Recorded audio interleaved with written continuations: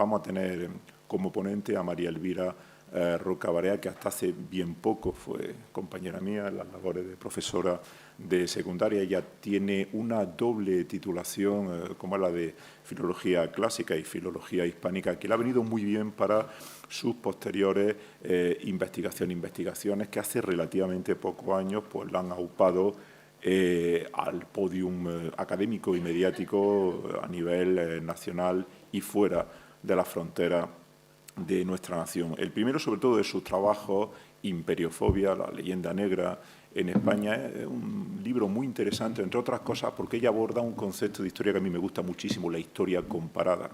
Es algo que la comparación, la metodología histórica de comparar, a mí me apasiona en todos los órdenes. Comparar políticamente los imperios, culturalmente, ver la importancia de lo que entendemos por poder blando y poder duro de los imperios a lo largo de la historia. Y es algo que ella lo ha logrado hacer muy bien, con un encaje muy bien hecho desde el punto de vista académico y, bueno, y es una forma también de renovar el cotarro nacional e internacional en el primer libro de desmontar, como si fuera un mecano, un puzzle, la leyenda negra, por qué surge, las raíces históricas. Cuando digo histórico, digo de un punto de vista integral, como dirían la escuela de los anales, desde el punto de vista político, cultural y religioso, cómo surge en la Edad Moderna el concepto de leyenda negra y de qué manera perdura, pervive hoy día también y, sobre todo,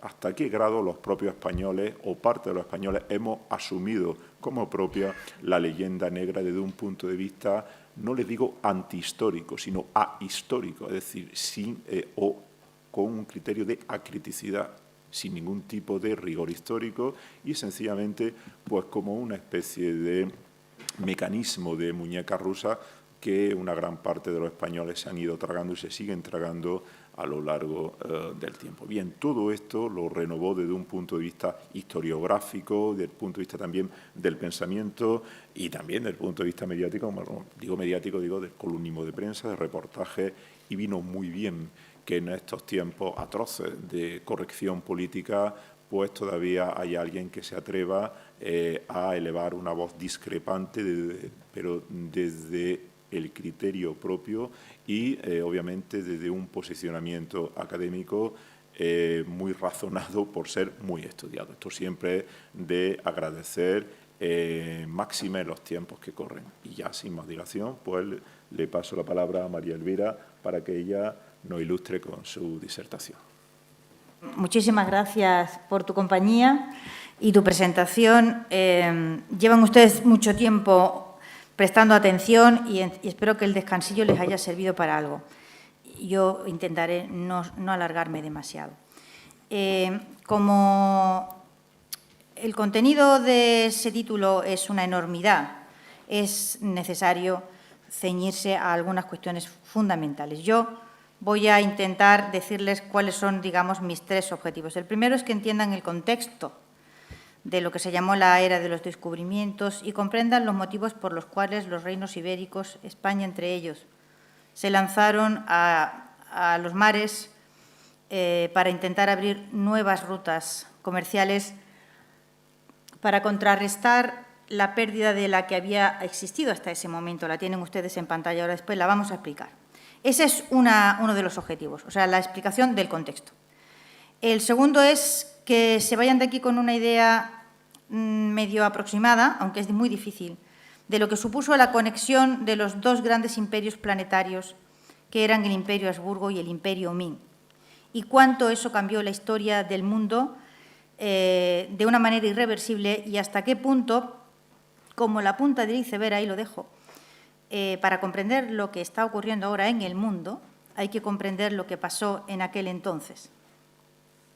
Y, por último, el tercer y último objetivo mío es que se planteen hasta qué punto desconocían ustedes esto, hasta qué punto este fenómeno de la primera globalización ha sido obviado, ha sido ignorado y está ausente de los libros de texto, y no solo de los libros de texto, sino incluso de las especialidades históricas que ahora mismo se puedan cursar.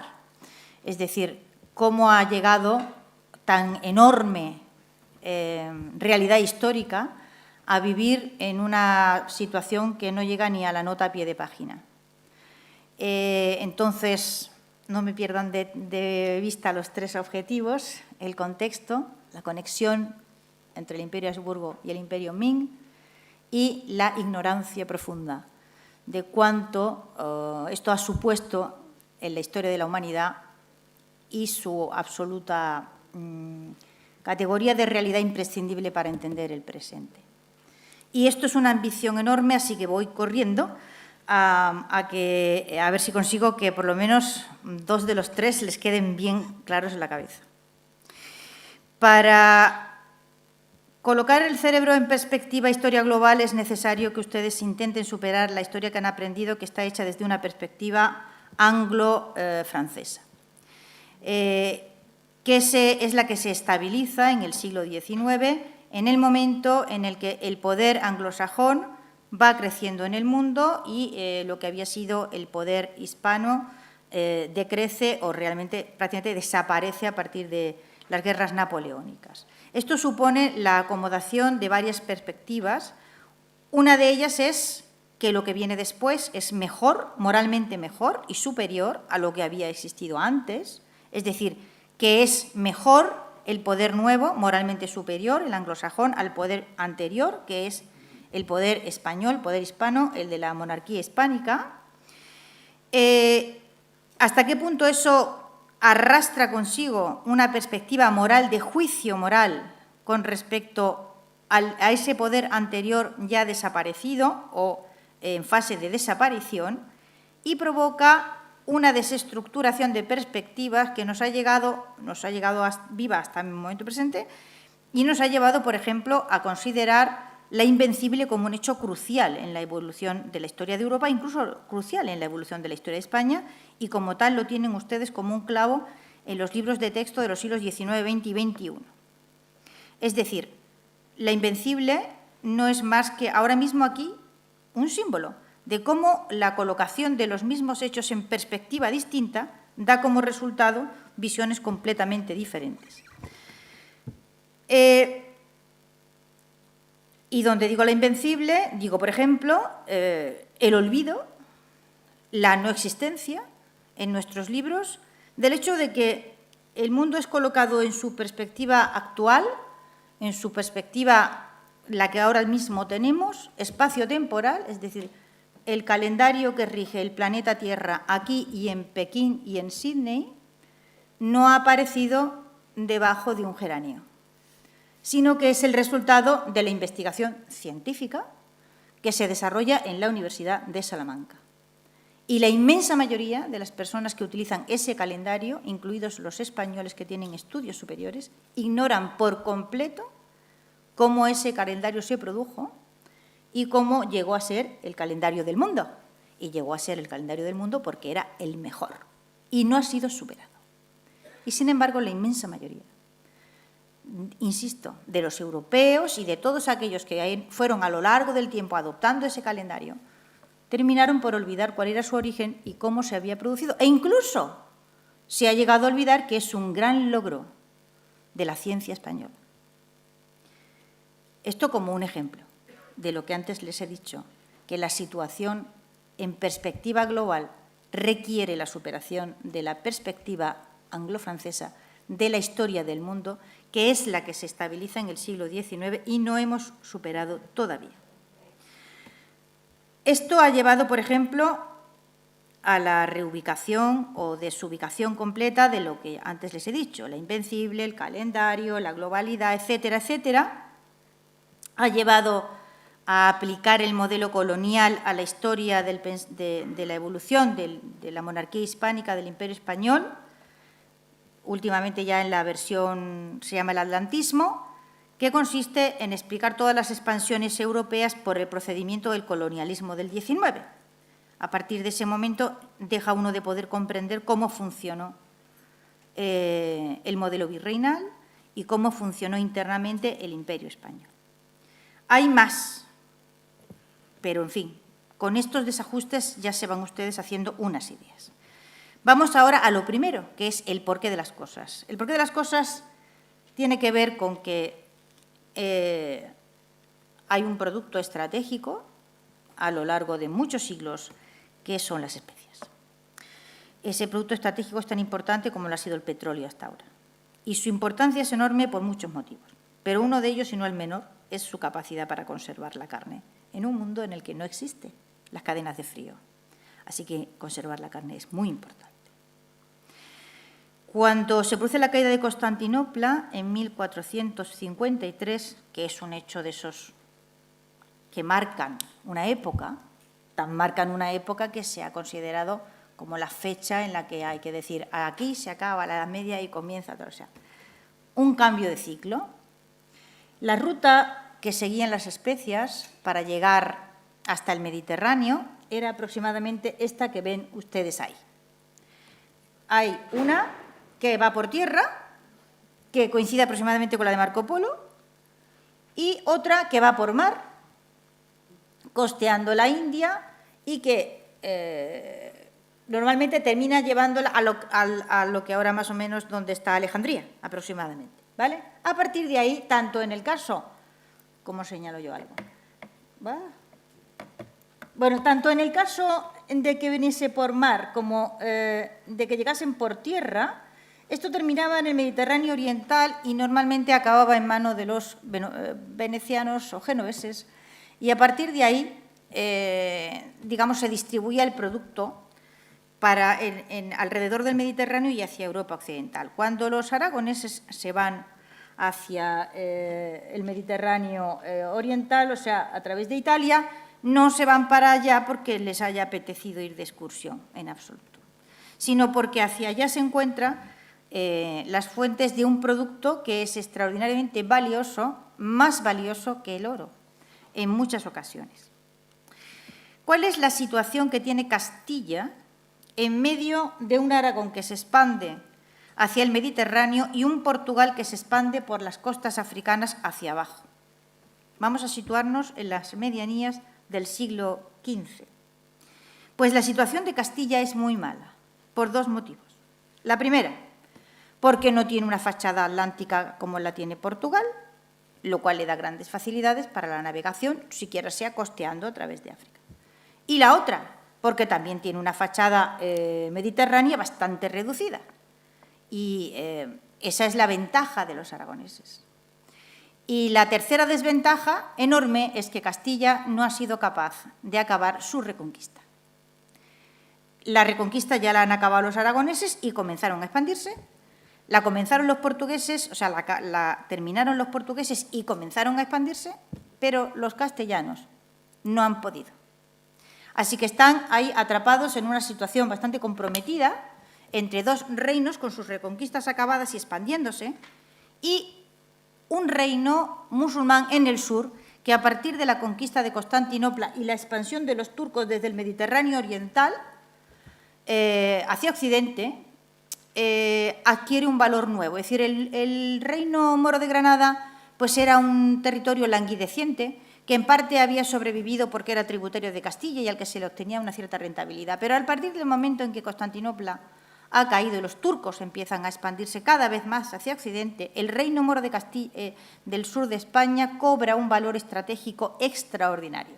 Así que ubíquense en ese momento, ¿vale?, en el que Aragón, su reconquista acabada y expandiéndose, Portugal, su reconquista acabada y expandiéndose, un reino moro que no significaba mucho, pero que de repente empieza a significar muchísimo, a tener un valor estratégico extraordinario, y Castilla ahí en medio.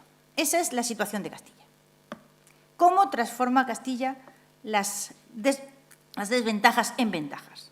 Vamos a la situación. La vieja ruta es esta que ustedes ven aquí.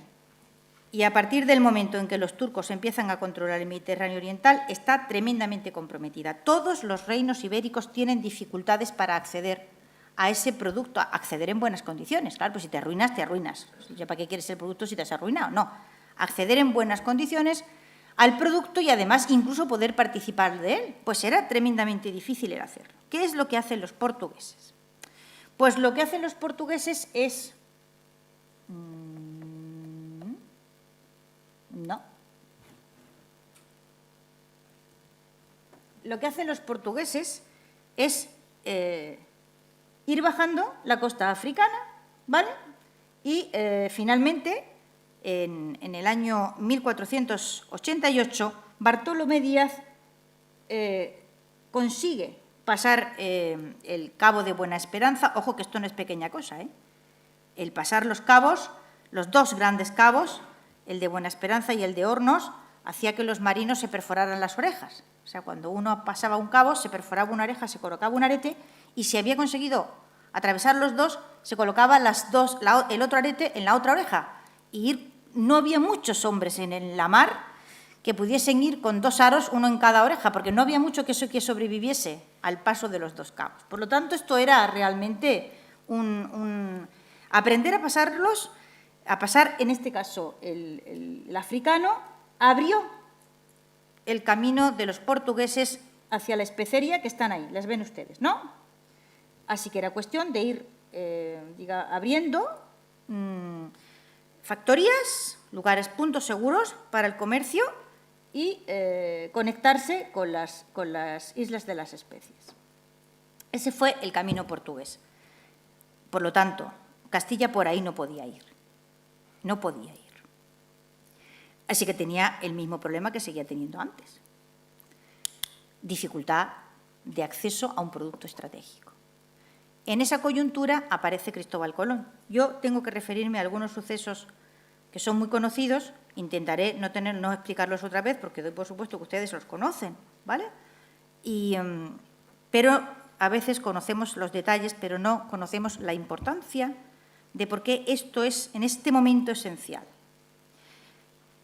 Si uno es un gobernante en Castilla y no es un idiota, sabe que Castilla está atrapada en una situación enormemente difícil y comprometida. Y busca una salida, si uno es un gobernante responsable, claro, si no te quedas ahí a morirte de asco, ¿no? Y en esta pues aparece la oferta de Cristóbal Colón en 1492. Es una oferta extraordinariamente arriesgada, pero no hay otra, ¿vale? No hay otra. Es decir, el camino portugués no se puede seguir o habrá una guerra con Portugal. El camino por tierra es imposible.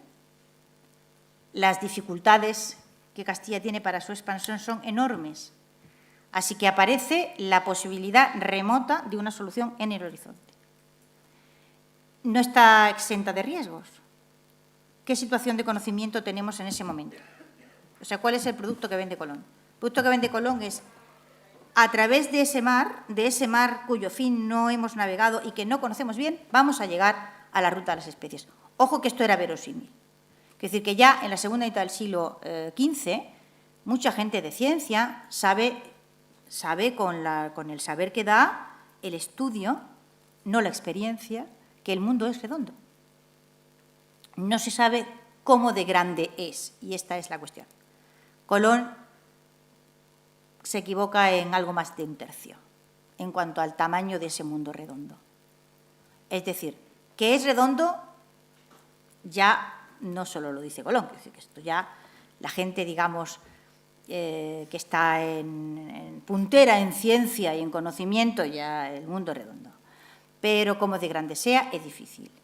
Por lo tanto, la proposición suya tiene unos visos. Ahora, los riesgos son gigantescos. ¿Por qué no lo han hecho los portugueses, caray? Porque es muchísimo más fácil ir costeando por África, evidentemente. O sea, la navegación en el Atlántico tenía el riesgo de que hay un momento en que dejas de ver tierra y dejas de ver tierra, y ya no ves tierra nunca más. Mientras que si vas bajando por la costa africana, vas costeando, o sea, vas haciendo navegación de cabotaje y vas viendo tierra una y otra vez. Y claro, esto da una enorme seguridad, da una gran seguridad. Así que la apuesta era tremendamente difícil y arriesgada, y lo inesperado que sucede en ese viaje, pues cambia el mundo para siempre. Voy muy rápido. En 1513 Vasco Núñez de Balboa descubre el Pacífico, o sea, que resulta que aquella tierra que parecía que era Asia, no era Asia porque tenía mar al otro lado. Y ya empieza a haber una duda razonable de si, por mucho que exploremos por tierra, vamos a encontrar alguna vez el camino a las especies aquí. en 1522, y en esta estamos en la celebración o no celebración de la Vuelta al Mundo. El hecho es que el 6 de septiembre del 22 Elcano llega a Sanlúcar de Barrameda y trae 3 cosas fenomenales. Una, la demostración empírica de que la Tierra es redonda. Otra, y no de menor importancia, cuál es su tamaño verdadero, asunto fundamental. Y 3, todos los mares del mundo están interconectados. De manera que la información estratégica que trae Juan Sebastián Elcano en su nao Victoria, que si la vemos nos da una risa, porque parece un barquillo de juguete, cambia por completo todas las perspectivas y hay que rehacer todos los mapas y todo de nuevo, ¿no?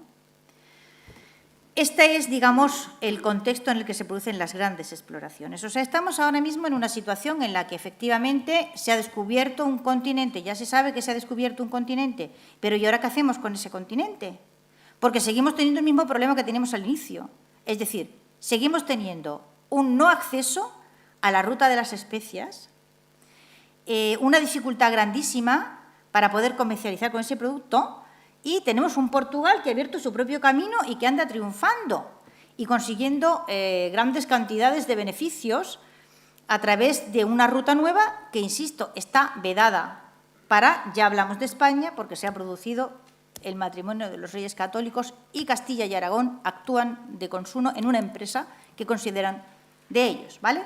Es cierto que es Castilla la que pone los recursos porque es Castilla la que está atrapada en esta situación en la que antes les he dicho. Aragón tiene salida al Mediterráneo, tiene, por lo tanto, acceso al Mediterráneo oriental y facilidades para ese comercio, aun cuando tiene que soportar los monopolios venecianos, etcétera. Pero ese matrimonio hace que, efectivamente, en fin, la participación de Aragón no es escasa.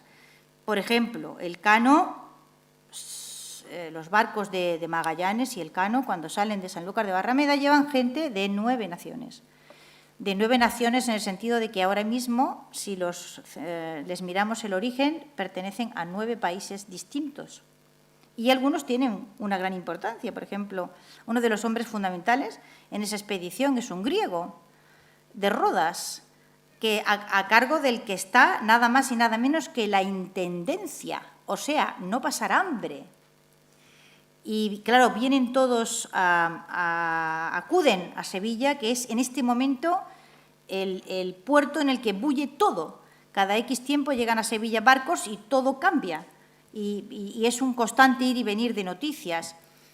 Y los mejores marinos, la gente más capacitada, se viene para España, que está en este momento liderando las exploraciones. La exploración portuguesa ya se sabe cómo va.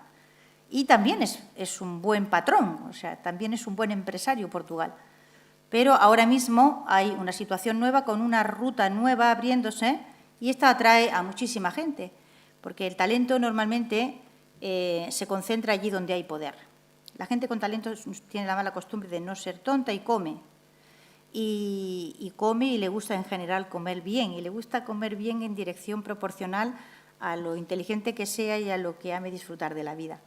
Y en líneas generales, las situaciones de poder inestables no suelen facilitar esta situación, de manera que el talento ha ido siempre corriendo detrás del poder y ahora mismo el poder está ahí y el talento viene buscándolo. 9 naciones distintas y, de hecho, estoy hablando de memoria, pero creo que de los 19 que llegan vivos a Sanlúcar de Barrameda, ¿vale?, 6 son de distintas naciones.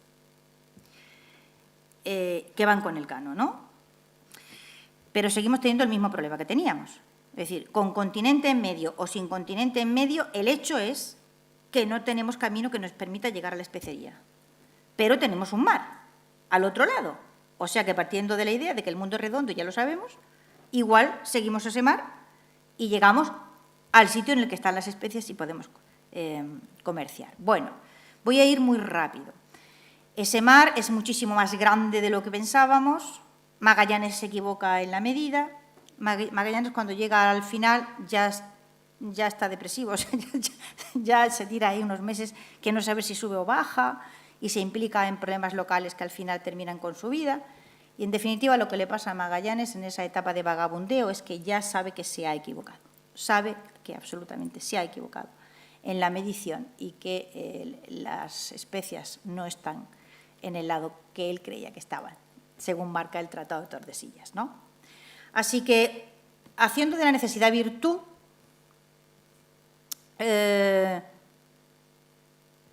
¿cómo conseguimos conectarnos con Asia? Bueno, pues se ha tomado posesión de unas islas que se van a llamar las Filipinas y son realmente una cabeza de puente formidable para establecer un comercio estable, no solo con la especería, sino con la especería, con China y con todo el mundo asiático, que es extraordinariamente rico. Pero hay un problema grandísimo para esto, y ese problema es la navegación por el Pacífico. La navegación por el Pacífico presenta enormes problemas.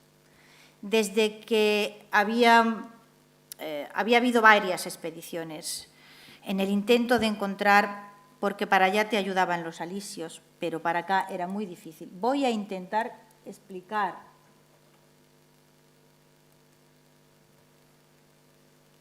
qué es lo que hace Urdaneta y por qué el viaje de Urdaneta cambia por completo otra vez los equilibrios de poder en ese tiempo, en ese momento, ¿no? Se iba relativamente bien para Asia, pero la vuelta para acá tropezaba con grandes dificultades y eran unos alisios que soplaban en contrario. Así que, ¿qué es lo que Urdaneta investiga? Urdaneta no se le aparece la Virgen, ¿eh? Vamos, él luego ya al final de su vida pues entró en religión y, en fin, de hecho ya había entrado en religión, ¿eh? Cuando le escribe Felipe II que le ordena, literalmente le ordena, que salga del convento y se ponga a la cabeza de una expedición que Urdaneta no sabe en qué consiste. Esto no lo sabe mucha gente. Es decir, cuando Urdaneta se hace cargo de montar esa expedición de 5 barcos, él viene de la expedición de Loaiza, y si Felipe II le encarga esa expedición es porque sabe que es el hombre que ha ido acumulando información y sabe más que nadie de las corrientes del Pacífico y de cómo es posible, si es que es posible, volver con cierta garantía de éxito. Pero nunca se le entregan a Urdaneta papeles que le digan qué es lo que exactamente va a hacer, ¿eh? De hecho, él cree que va a Nueva Guinea. Es decir, Urdaneta montado en los barcos abre las cartas y se encuentra con que tiene que llevar esa expedición a hacer una cosa distinta de lo que le habían dicho y asume, porque es un súbdito leal del rey, esa obligación y lo intenta con mucho conocimiento porque él tiene conocimiento. ¿Qué es lo que hace Urdaneta? Lo voy a explicar rápido. Bueno, él había estudiado las corrientes en el viaje que había hecho con Loaiza y con otros vagabundeos suyos por las zonas de los mares del sur, ¿no? Lo que hace Urdaneta es, desde Manila, desde Filipinas, sube hasta el paralelo 40. Y porque, digamos, pone rumbo al nordeste, porque eso le permite aprovechar el monzón, el giro del monzón. Una vez que ha llegado al paralelo 40 por arriba, allí aprovecha lo que ahora llamamos la corriente de Kuroshio, que es la contracorriente de la corriente del Golfo. Y esa corriente lo lleva hasta las costas de California, hasta lo que él termina llamando el Cabo Mendocino, en honor del virrey Mendoza. Desde el Cabo Mendocino, o sea, desde la costa de California, en un sitio muy cercano a lo que ahora es Palo Alto, que es donde está la Universidad de Stanford, puede bajar costeando hasta Acapulco. Y ahí queda establecida en 1565 lo que se llama el tornaviaje o la ruta de tránsito por el Pacífico, que será dominada por los españoles durante 2 siglos y medio de manera absolutamente incontestada. Vamos a los cambios estratégicos. Esta es la circunstancia. Yo les decía el contexto. Vamos al contexto de por qué la globalización primera se hizo en español. Respondiendo a una serie de necesidades, no conformándose con ser el último de la fila en aquella carrera por conseguir el acceso a un producto que era estratégico entonces. A partir de ese momento se establece una conexión, vamos ahora a la conexión Imperio-Habsburgo, Imperio-Ming, Manila-Acapulco, Veracruz-Sevilla. De Manila a Acapulco por ese camino que les estoy enseñando. De Acapulco a Veracruz por tierra, en lo que se llama el Camino Veracruz, que es una de las grandes vías de los caminos reales de América, y de Veracruz a Sevilla. ¿Qué supuso la conexión del Imperio Habsburgo y el Imperio Ming? Pues les voy a dar unos datos. China tiene en este momento una cuarta parte de la población del mundo. Una cuarta parte de la población del mundo, es decir, un 25% de la población del mundo, producen el 40% del PIB del mundo en este momento, ¿vale? No estamos hablando de una islilla que uno se encuentra e intercambia cachivaches, ¿vale? Espejitos y cucharas. No, estamos hablando de una economía como no había otra en el planeta. Esta era la economía del Imperio Ming en este periodo.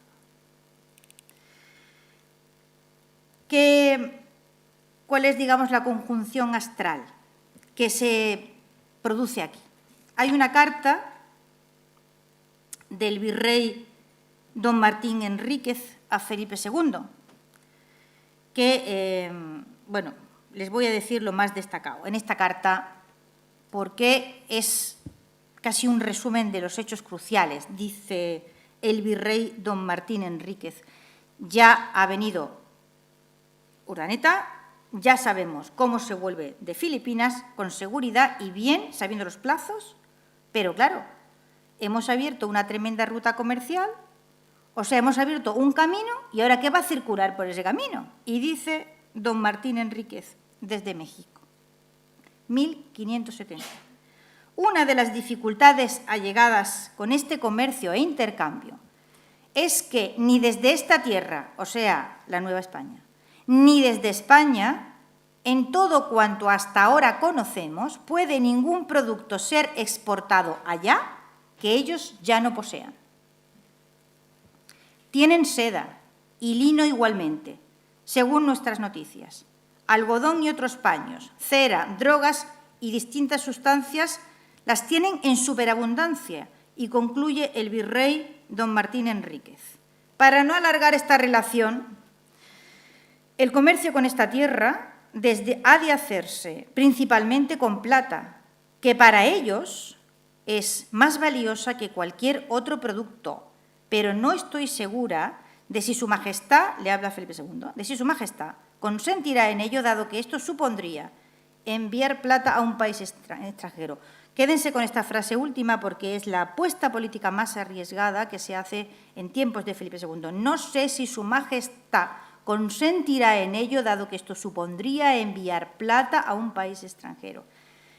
Esta es, digamos, el punto clave, es decir, la conexión extraordinaria, la confluencia astral, la conjunción astral. Estas cosas pasan. Es una cosa extraña que de repente pasa algo asombroso en un sitio y luego pasan 2 y 3 y 4 y 5 cosas asombrosas en el mismo sitio, ¿no? Bueno, el Imperio Ming, que, como les he dicho, es uno de los grandes imperios de la historia del mundo y que tiene una capacidad de producción de mercancía como no tiene Europa ni va a tener hasta el siglo XIX, tiene un problema con la moneda. A lo largo de, bueno, lo ha resuelto hasta el siglo XV con el papel moneda. Pues todos sabemos que los chinos inventan el papel moneda, ¿vale? El papel moneda es una moneda puramente fiduciaria, es decir, es una moneda de confianza. O sea, yo te digo a ti que esto vale X y tú vas y te lo crees. Vas y te lo crees, miren cualquier billete que tengan ustedes en el bolsillo. Es un papelillo, nada más que un papelillo. Lo que hace a ese billete importante es un acto de fe. El acto de fe que supone que quien me garantiza a mí que ese billete vale X es alguien de quien yo me fío. Dense cuenta ustedes del extraordinario nivel de sofisticación que esto supone. Con papel moneda se había desarrollado durante la época Yuan, China, y también se había desarrollado durante la época de los Ming. Pero esto llegó un momento en que presentaba grandes problemas. Presentaba problemas fundamentalmente para exportación. Pero claro, ¿quién garantizaba la moneda? Pues la moneda la garantiza, digamos, el Estado Ming, el sistema Ming. Y esto tiene un gran valor dentro del territorio de China y zonas muy cercanas. Pero al cabo de una lejanía, de unas leguas, de unos cientos de kilómetros, el billete Ming no tiene valor. De manera que esto limita extraordinariamente las exportaciones y la circulación de papel también se había visto, en fin, complicada por el hecho de que en determinados momentos se emitió demasiado papel y todavía los Ming, digo todavía los Ming, ni los Ming ni nosotros, sabemos qué cantidad de papel admite el mercado sin que nos encontremos con un enorme problema de inflación, en fin. O sea, que no están los Ming enfrentándose a algo que, en fin, porque sean tontos, sino porque es que esto es un gran problema económico que no sabemos hasta qué punto se puede controlar o no se puede controlar. El hecho es que se había decidido utilizar moneda, pero la moneda, el oro y otros metales ofrecen grandes dificultades, que yo no voy a explicar ahora, por muchas razones. Dificultades para procesarlo porque son blandos, porque se pueden deturparse con bastante facilidad, se pueden, en fin. Y la moneda de plata, ya desde muy antiguo, había demostrado ser la más eficaz porque es la que permite un endurecimiento mayor, porque es la que permite dar más dificultades para ser falsificada y por otras razones. Pero no hay plata en China. ¿Quién está trayendo o llevando plata a China para producir la monetización de China? Fundamentalmente los portugueses y los japoneses, que llevan plata a China, pero la llevan muy cara. Y también llevan oro. La plata que llega, por lo tanto, a China, China tiene un problema con la circulación de la moneda. Le falta moneda. Perdonen,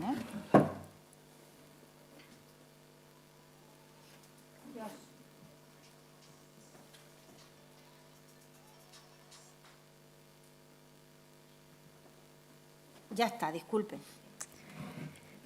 Aparece entonces los barcos españoles en el horizonte y es una conjunción astral.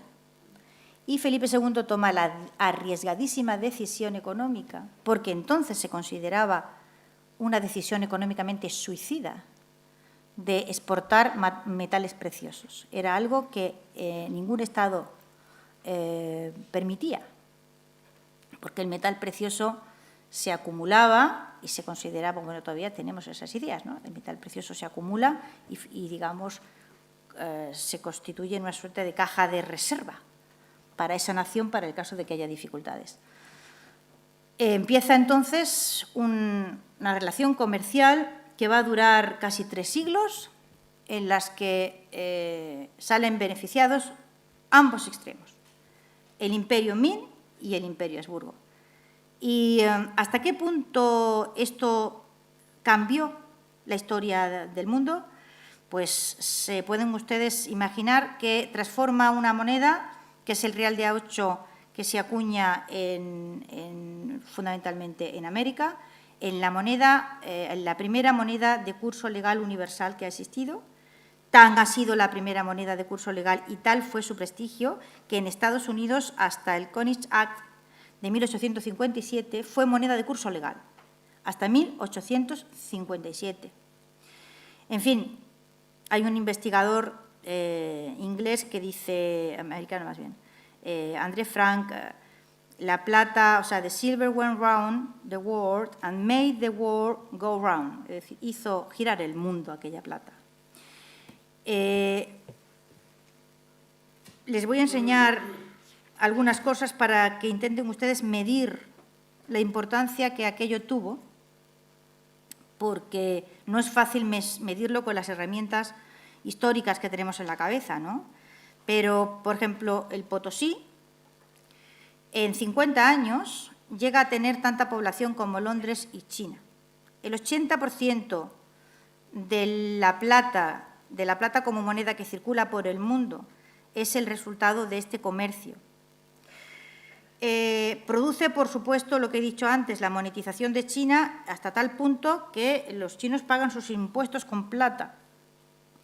Pero aparte, y junto con la plata, hay una circulación de productos, de arte, de ideas y de muchas cosas que van a cambiar todos los continentes. A China llega la patata, llega el maíz, llegan otras variedades de arroz que cambian la alimentación, sube la población china de una manera bastante respetable, se hacen diccionarios y acaba de publicarse José Luis Caño Ortigosa, ha encontrado en Manila uno de los primeros diccionarios, bueno, es el primero, a una lengua occidental, recoge el dialecto de Fujian, que es de donde salen la mayor parte de los mercaderes que se van a vivir a Manila. Manila es parte del virreinato de la Nueva España y México se transforma en el centro de un comercio que afecta a 3 continentes. 15.000 comerciantes chinos se van a vivir a la ciudad de Manila. Fundamentalmente, España no necesita un Macao porque tiene Manila, y de los puertos de Cantón van y vienen las mercancías que circulan y que nos trajeron el mantón de Manila, las peinetas, los abanicos y tantísimas cosas que a veces ni siquiera nos damos cuenta de que son el resultado de ese gigantesco intercambio comercial. Yo les voy a enseñar un ejemplo para que vean hasta qué punto, en fin, fue extraordinario este comercio, que tuvo fundamentalmente comerciantes novohispanos. Es decir, no se olviden que Manila forma parte del virreinato de la Nueva España. Es decir, es expansión, como lo fue California, como lo fue Nuevo México, como lo fue Texas, etcétera, etcétera. Es expansión del virreinato de la Nueva España y, por lo tanto, se hace con población de la Nueva España y no población de la España peninsular europea. ¿Hasta qué punto México es importante, crucial en todo esto? Pues dense cuenta que la embajada de Hasekura Tsunonega, en 1630, de embajada del Japón, va a México, ¿vale? Viene luego a España, del camino, pero lo fundamental es México y a México va, claro. Es una suerte grandísima que ahora mismo haya un interés creciente por parte de la historiografía mexicana en sacar del olvido lo que fueron siglos extraordinarios de la historia de México, en que México fue probablemente uno de los lugares más ricos del mundo y no un lugar de miseria y explotación colonial, sino protagonista de una extraordinaria expansión por Asia. Yo les voy a enseñar un par de cositas más y con esto casi que voy terminando.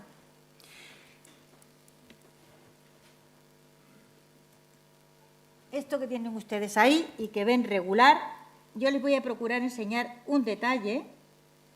Es el biombo del sello real que está en el Museo de América desde hace no mucho tiempo. Es enorme, o sea, cada una de esas tablas es como una puerta o más grande que una puerta y cuenta uno de esos actos ceremoniales en los cuales el imperio hacía demostración de su variedad y de su unidad, que es el traslado del sello real, en el que participan, y ahora lo van a ver, tanto el producto en sí, o sea, el producto material, el sistema de lacado, como el dibujo, como esas nubes que proceden, digamos, del arte japonés en realidad, esas nubes doradas, como cada uno, si se fijan, cada una de las puertas lleva arriba un cuadradito en el que hay unos versitos en el que irónicamente, es muy divertido, irónicamente van explicando la situación de lo que se va viendo en cada uno de estos paneles. Ustedes no ven nada y es una pena. Catástrofe con estas cosas. En fin, pero yo he conseguido que uno de los paneles, mi amigo José Luis López Linares, me lo ampliara en una fotografía y entonces, bueno, esto es el Potosí. Esto es la gigantesca ciudad de Potosí en el momento de su máximo esplendor, lugar en el que vive gente de todos los lugares del planeta. Y ahí hay chinos, y ahí hay indios, y hay de todas partes. La mayor parte de las minas del Potosí y de las de Zacatecas no son propiedad del Estado, Y si han leído esto en cualquier libro, mienten como bellacos. Las minas tienen dueños y los dueños de esas minas son muy distintos y algunas de esas minas tienen dueños mestizos y tienen dueños indios. Y ahí trabaja gente por salario en muy distintas condiciones. Y fue, en fin, un mundo que apenas ahora estamos empezando a conocer en su extraordinaria variedad y gigantesca variedad. Yo voy a la gigantesca variedad, a ver si consigo enseñarle un cachillo de esa gigantesca variedad que tampoco es para tirar cohetes, ¿no? Qué desastre. Esto, no sé qué es peor. No sé qué es peor. En fin, tienen ustedes que hacer un acto de fe. Y creerme, si les digo que en lo alto de la tarima, esta figura que aparece ahí vestida casi de blanco, ¿vale?, están las principales autoridades que representan el virreinato. Están en una tarima. ¡Oh, qué desastre, eh! Con el ratón del ordenador lo puedo llevar con la flecha. Pero la flecha no va a hacer que ustedes puedan ver nada. Bueno, no, pero sí marcarlo. A ver, esta figura de aquí, esto es una tarima, ¿vale? Y aquí hay dos personas que son las máximas representantes de la autoridad virreinal.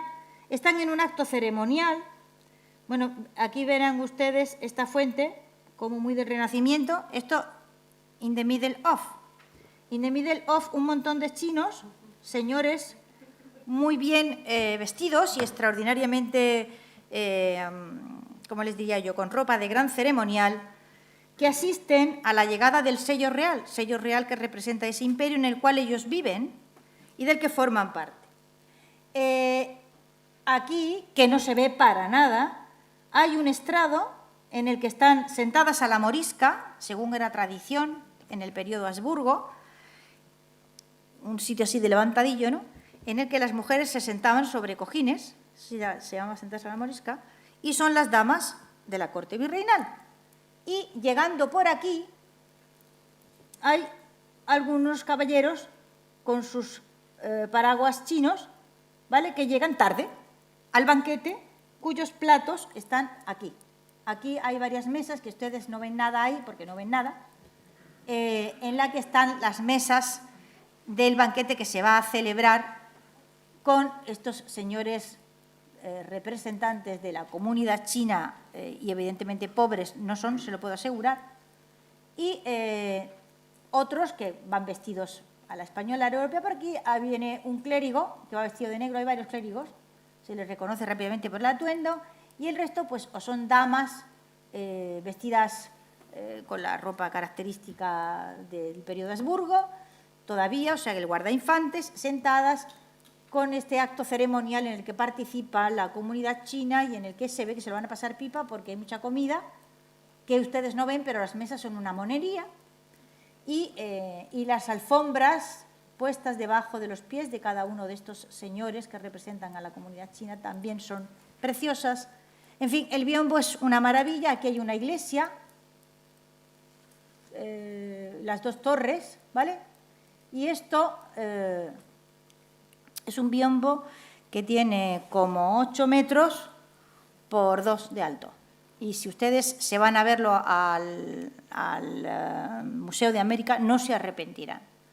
Es una perfecta fusión de Asia, de América y de Europa, hasta el punto de que si se entretienen un rato les costará distinguir qué elementos se deben a unos y qué elementos se deben a otros. Este biombo no habría sido posible sin el viaje de Urdaneta, en el que había gente de muchos lugares distintos, pero en el que la gente usaba el español para entenderse, claro, evidentemente. Esa primera globalización, que como reconocen en un librito que les recomiendo y que es muy pequeño y nadie traduce, de Silver Way, esta situación de conexión, esta situación de comercio global ha sido a lo largo de los siglos continuamente rechazada y dicen ambos que escriben en inglés, sometimes regretted, es decir, rechazada como una desdicha para la humanidad, como si aquel avance gigantesco en el comercio mundial, en la conexión de modos de vida, de aprendizajes, de conocimientos.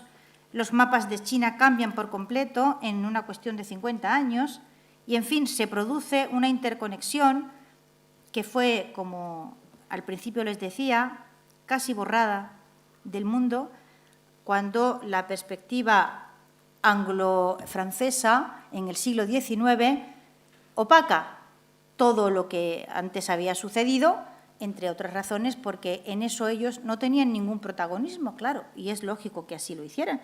No hay ninguna maldad intrínseca, sino que simple y llanamente si tengo que poner el foco en algún sitio, voy a poner el foco en Cook, pero no voy a poner el foco en Urdaneta porque a mí qué más me da Urdaneta.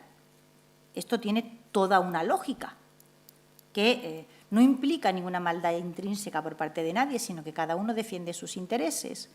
Y en esa defensa de intereses cabe el olvido de este gigantesco movimiento económico que sirve para explicar en gran parte lo que está sucediendo ahora mismo en el mundo, nos sirve para comprender, para recomprender China, que está absolutamente cargada, nuestra visión de China está absolutamente cargada de prejuicios porque es la visión que, insisto, a lo largo del siglo XIX de China se dio, también de ese mundo caduco, todo el mundo en el XIX es una pura decadencia, exceptuando el poder emergente en ese instante, ¿no? Y fíjense que pasan cosas realmente curiosas, como, por ejemplo, que el imperio chino se viene abajo prácticamente al mismo tiempo que el imperio español, a lo largo del siglo XIX. Es otra conferencia las razones por las cuales esto sucede, pero hay unos paralelismos muy interesantes. Los historiadores chinos los tienen bastante claros, los historiadores españoles yo diría que no tanto, pero hay que esforzarse por comprender que a veces ciertas conexiones se alimentan mutuamente. El imperio chino y el imperio español se alimentaron mutuamente a lo largo de mucho tiempo y esto generó grandes cantidades de prosperidad. Lo que nosotros, en cambio, estorbamos, y con esto acabo ya, pero solo por morboso gusto de enseñarles a ustedes hasta qué punto está incrustado en nosotros el discurso de la decadencia. Claro, la decadencia no se sabe en el mundo que ningún poder establecido haya durado eternamente. El misterio del Imperio español no es que se acabara, como se tenía que acabar, porque todo se acaba, como se acabó el poder inglés y como se ha acabado cualquier otro poder que en el mundo haya existido. El misterio del Imperio español es cómo consiguió sostenerse durante 3 siglos largos, repartido por 20 millones de kilómetros cuadrados en 3 continentes con aquellos medios de transporte que existían, cómo mantuvo su seguridad jurídica, etcétera, etcétera. Por supuesto que había dentro de ese imperio cosas que no funcionaban. Ahora también está el mundo lleno de jueces, de cárceles y de delincuentes. Que los hubiera entonces no quiere decir que aquello fuese un desastre. Que hubiera sido un desastre no se sostiene ni 50 años, ¿no?